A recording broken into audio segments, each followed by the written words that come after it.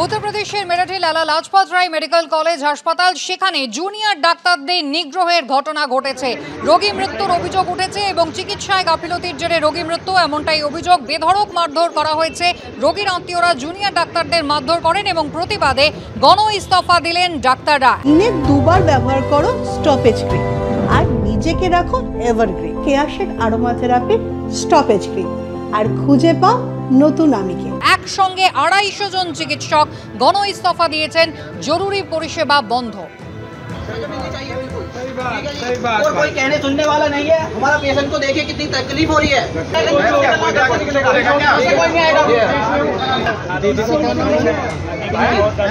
250 জন চিকিৎসক গণ ইস্তফা দিয়েছেন। বেধড়ক মারধর করা হয় জুনিয়র ডাক্তারদের। তাদের গাফিলতির জেরে রোগী মৃত্যু হয়েছে এমনটাই অভিযোগ এবং রোগীর আত্মীয়রা তাদের নিগৃহীত করেন। জরুরি পরিষেবা বন্ধ রয়েছে লালা লাজপত রায় মেডিকেল কলেজ হাসপাতালে।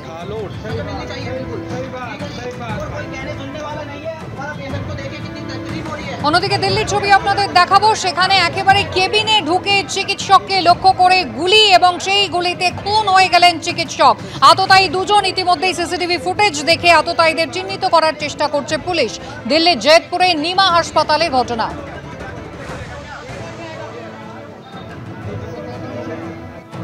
একদিকে মেরঠ, অন্যদিকে দিল্লিতে একেবারে চিকিৎসককে লক্ষ্য করে কেবিনে ঢুকে গুলি এবং সেই গুলির জেরে খুন হয়ে গেলেন চিকিৎসক।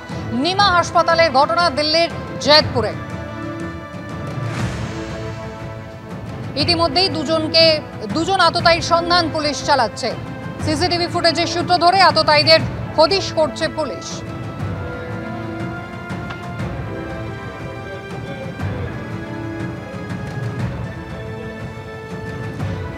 একদিকে মেরঠ এবং অন্যদিকে দিল্লির জয়পুরে নিমা হাসপাতাল। আন্দোলনকারী চিকিৎসক কিঞ্জল নন্দ কি বলছেন সরাসরি শুনবো। পরিষেবা চিকিৎসা নেওয়ার জন্য ডাক্তারের কাছেই আসে, কিন্তু ডাক্তারদের এই যে পরিকাঠামো, এই যে ব্যবস্থা, এইগুলো যারা ঠিক করেন তারা কিন্তু সবসময় সামনে আসেন না। এই ডাক্তারের উপর হামলা শুধু পশ্চিমবঙ্গে নয়, গোটা ভারতবর্ষের একটা চিরাচরিত ছবি। সেই ছবি নিয়ে যদি একটা সদর্থক ভূমিকা কোনো জায়গা থেকে না হয়, মানে এখানে তাহলে ওনারা তো আমি যতদূর শুনতে পাচ্ছি ওনারা একটা বৃহত্তর আন্দোলনের ডাক দিতে চলেছেন এবং আমরাও সেই বিষয়ে কথা বলবো। আমাদের সে বিষয়ে এখনো কথা হয়নি। তবে যেটা ঘটেছে খুব নিন্দনীয় একটি ঘটনা ঘটেছে। আমি তীব্র ধিক্কার জানাই এই ঘটনার এবং আরও কেন এই ঘটনা ঘটলো, কোথায় কি ল্যাপস ছিল সেগুলো একটু জানা হোক, সেগুলো খুঁজে বের করা হোক। সেটা আমরা নিশ্চয়ই আলোচনা করে জানাবো। একদম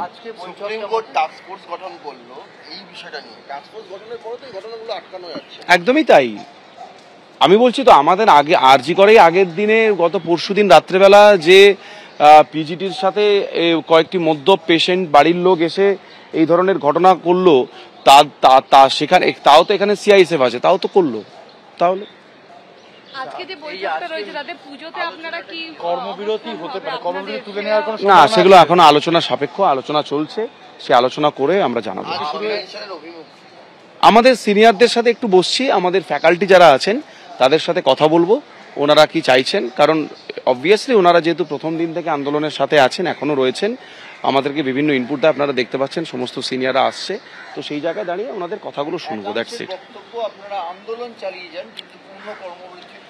একদমই তাই, আমরা আলোচনা করছি, সেই বিষয়ে আলোচনা চলছে, আলোচনা করে আমরা ডেফিনেটলি জানাবো। রোগী পরিষেবা স্বাভাবিক কার্যকর, রোগী পরিষেবা যে যেরকম পারছে দিচ্ছে। আমাদের যারা কয়েকজন ডিউটি করছে তারা করছে, মূলত সিনিয়র ডক্টররাই ডিউটি করছেন। আর কর্মবিরতির যে জায়গাটা ছিল সেটা এখনো আছে, তবে কিছু কিছু ইমার্জেন্সি জায়গায় মানুষজনকে যেতে হচ্ছে আর কর্মবিরতিটা চলছে।